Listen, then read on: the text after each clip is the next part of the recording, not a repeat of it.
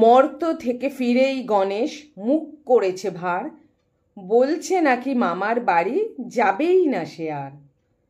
সুরেতে তার হাত বুলিয়ে মাথায় দিয়ে চুমা, রাগ করে না সোনা বাবা, বলছে ডেকে উমা।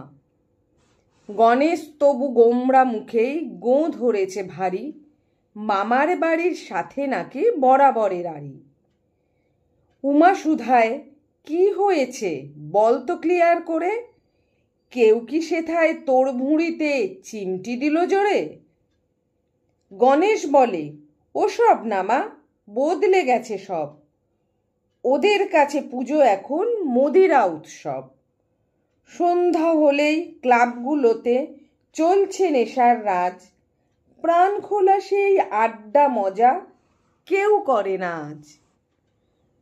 কেউ বা মাতে রিলস বানাতে, কেউ বা ব্লগার সাজে, বুকের থেকে আঁচল ফেলে আলু পটল ভাজে।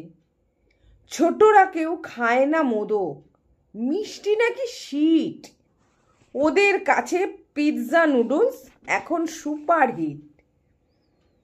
উৎসব নয় এখন ওরা ধর্ম নিয়ে মাতে, মানুষগুলো জাতের নামে ওর মাথা কাটে।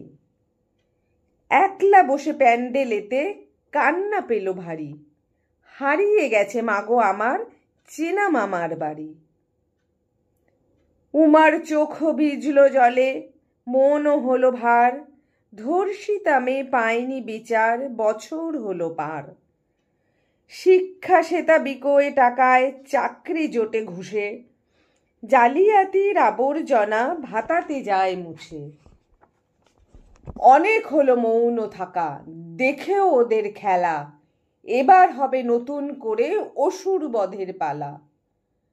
আয় মা উমা দশভুজা রণং দেহি রূপে, জ্বালিয়ে দে মা আগুনটুকু বারুদ ভরা বুকে। যে মাথারা ছিল নত অত্যাচারের ভারে, এবার তারা উঠুক জেগে তীব্র হুঙ্কারে। নিজ অধিকার ছিনিয়ে নেবার সমন করুক জারি, ওদের বুকে শক্তি দিতে আয় মা বাপের বাড়ি। এই কবিতাটা কার লেখা জানি না, হোয়াটসঅ্যাপে এক বন্ধু আমাকে পাঠিয়েছে। কবিতাটা খুব ভালো লাগলো, তাই পাঠ করে শোনালাম।